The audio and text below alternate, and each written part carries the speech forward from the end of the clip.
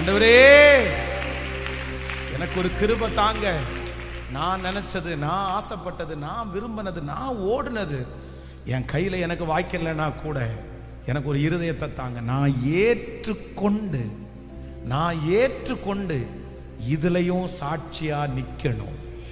பக்கத்துல கையை கொடுத்து சொல்லுங்க, நினைச்சது நடக்காத உடனே ஃபெயிலியர் ஆகிறவங்க தலைவன் தலைவி கிடையாது. நினைச்சது நடக்காத உடனே விட்டுட்டு போறவங்க தலைவன் தலைவி கிடையாது. நினைச்சது நடக்காட்டாலும் தரித்திருந்து பொறுமையா இருந்து மனசார அதை ஏற்றுக்கொண்டு அதன் நடுவிலையும் சாட்சியா வாழ்றவங்கள தான் கர்த்தர் இந்த 3வது நாள் தேடி வந்திருக்கிறாரு. இந்த சத்தத்தை கேட்கிற உங்களை கர்த்தர் அதுக்காக தான் தேடி வந்திருக்கிறாரு. கர்த்தர் சொல்றாரு, அதுல நில்லு மகளே, நீ ஏற்றுக்கொள். ஆண்டவரிடத்துல பலத்தை மட்டும் கேளு, ஆண்டவரிடத்துல கிருபையை மட்டும் கேளு. ஏசப்பா என்னால தாங்க முடியல, நான் என்ன செய்யணும்ன்ற ஞானத்தை கேளுங்க.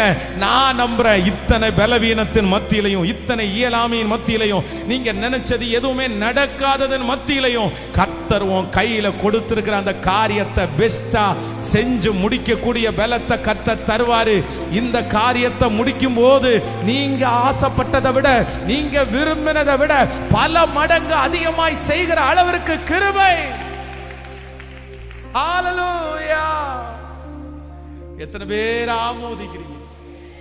ஆமென். நீர் ஒரு காரியத்தை நிர்ணயம் பண்ணினால் அது நிலைவரப்படும்.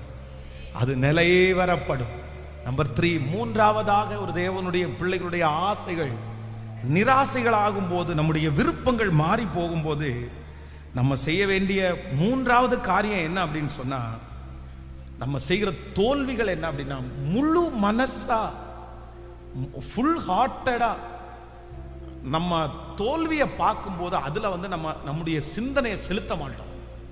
ஆனா ஆண்டவர் என்ன சொல்றார் அப்படின்னு சொன்னா, நீங்கள் நிர்ணயம் பண்ணின முடிவு நடக்காம இருக்கும்போது, நீங்க நினைச்சதுல எந்த அளவிற்கு இருதயத்தை நீங்க வச்சீங்களோ அதே அளவிற்கு ஆசைய, அதே அளவுக்கு இருதயத்தை இப்ப கர்த்தர் உங்க கையில கொடுத்திருக்கிறதுல நீங்க பண்ணுனா போதும்.